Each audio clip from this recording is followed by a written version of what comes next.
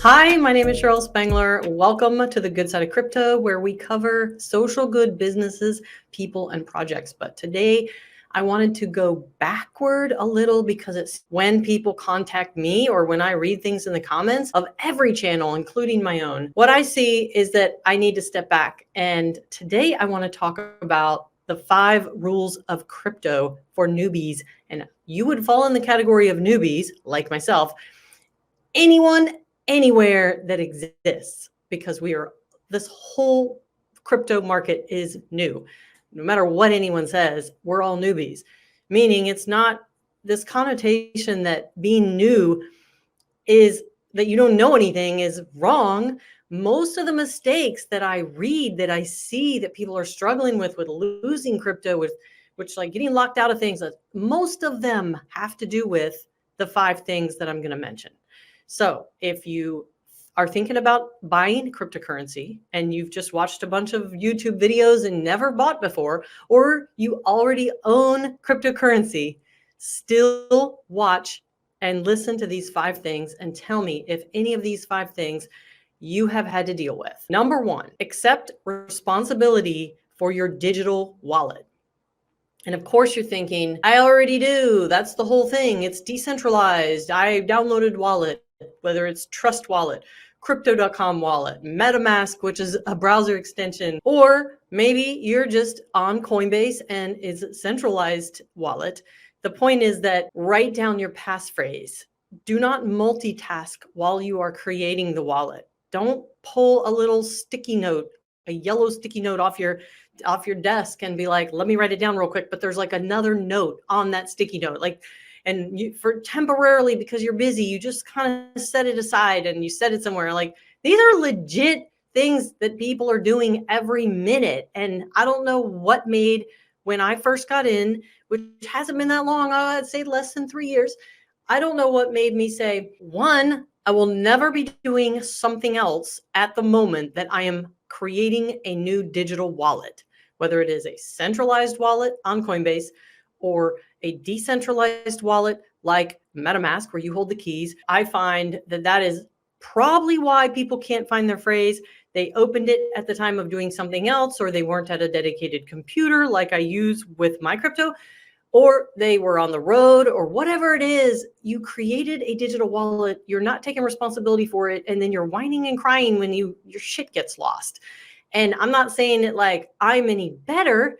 I'm just saying, stop, take a breath, don't get fear of missing out for a minute. Open up your wallet somewhere where you have a dedicated place that you have written with a pen, written it down. Do not take a picture of your passphrase as you're going through the process to speed it up. And then, like, if I ask you right now, where is the passphrase? Where is the username and password to all of your wallets? If you had to go right now on the computer and log in, and if you're like, well, I don't know, I'd have to look for it, or if you don't know, go get a small little black book notebook.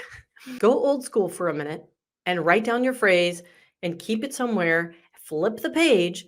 And what is the next wallet you opened one day? What is the username, the password, and the passphrase? If you are moving your MetaMask wallet from your iPhone or phone to the browser extension on a PC, you will have to create a new password and you will be required to have that passphrase. And so it's not just like, well, once I create a wallet, I'm good. You know, if you switch from Google Chrome extension to Brave browser extension, you're going to have to create a new password. You're going to need your passphrase.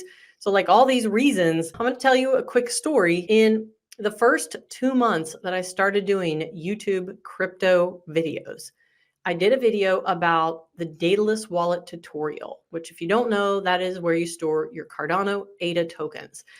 And in that video, it was pretty elaborate. I went through how to connect the ledger and how to create a wallet and how to transfer the whole thing. Someone contacted me after doing that video and said that 3 years ago, they were watching YouTube, did not know anything about cryptocurrency. Like, I think she said between 12 and 3 a.m. got stuck on this YouTuber who was talking about, you got to buy ADA. And it was like at 2 cents. And so she bought a bunch. Okay. She didn't say exactly how much. She just said a couple $1,000s. And since then, actually, her computer died. She got a new Mac, and she didn't know how to, she thought she literally just lost a couple $1,000s. She did not understand anything about, let's say, the fact that the ledger actually just holds the keys, but your cryptocurrency is stored on the blockchain, or that any wallet you have is literally, it's not actually physically stored in the wallet. It's just simply holding the keys to the access of the cryptocurrency. So we talked a bit on the phone, and I was hesitant to help her because I didn't want her to think that I was gonna steal her money or anything. I helped her recover her dataless wallet. She had $50,000 in that wallet, not because she put $50,000 in, but because she bought it 3.5 years ago at, like, I don't know, 2 cents or less, and had put a couple $1,000s in, and it went, at the time, I think it was like $1.90. You can buy without knowing anything about your wallet. And, like, thank God she knew her password and her passphrase. She had it written down somewhere. She literally knew that. If she didn't, she would be completely screwed. And now, so what happened after that was we talked more about, what she does for a living and all this stuff. And it turns out that she runs a nonprofit organization to help disadvantaged children. She owns a landscaping company, a greenery landscaping company that basically builds green schoolyards for disadvantaged children. And so now I hope that I can be a huge impact on helping raise money for her, for this nonprofit, to get more green schoolyards put together for children. And she is located in California, and I think it's really amazing. So at some point, you're going to see a video of me interviewing her about this project that she's been working on for years. That's her life mission. Okay, rule number 2 is let scammers help you reach your full potential. What do I mean by this? Basically, scammers find the vulnerable. Scammers find the holes that need to be patched. Being scammed makes us feel vulnerable, like we're weak, like we don't have control of things. If you have the opportunity to use a dedicated computer to access and buy, sell, and trade your cryptocurrency, and obviously we all are doing a lot of this on our phone, but then I would say use two-factor authentication. I'm going to be putting out a video about 2 things that seem to come up a lot. One is how to simply set up two-factor authentication using Google Authenticator. And the second one that I'm going to work on just is a brief how to set up a hardware ledger device. And I think it's very confusing for people, but here's the thing. Where is my crypto? Do I have a two-factor authentication set up? What communities am I a part of? What could I help create that could save someone else from a loss? What could I do that would make and help another person not get hurt in this crypto market? If you really want to help all communities, I would think about those questions. So if scammers are finding the holes in projects or people's ability to lock their stuff down, let that help you get smarter. Don't watch and sit back and let yourself be a part of that. Like, take control of what you have. You bought your cryptocurrency with a wallet. You have control of the passphrases. You have control whether you shut down your MetaMask, whether you lock your MetaMask, whether you lock out OpenSea from accessing your MetaMask. And if you don't, dig into how to do that. Scammers will find the holes. It's your job to identify the holes first and lock them down. Rule number 3, connect with communities who want to help you, not sell you. If a community constantly makes you feel like FOMO, fear of missing out beyond anything, like constant fear of missing out, to me, that is a community that is not there to support you as much as it is to constantly make you buy into everything that they're saying. I mean, at some point, what is the purpose of all the content that's being put out? To educate, to help, to inform. There's videos for everyone. People want to know how to do something. They search YouTube. And how to make $1 billion in 5 minutes isn't really realistic. If it sounds too good to be true, it probably is. There is a way to make lots of money. There are coins that you could buy that could make you a lot of money. But if you're part of a community where every single video is like fear of missing out, man, FOMO in, buy it.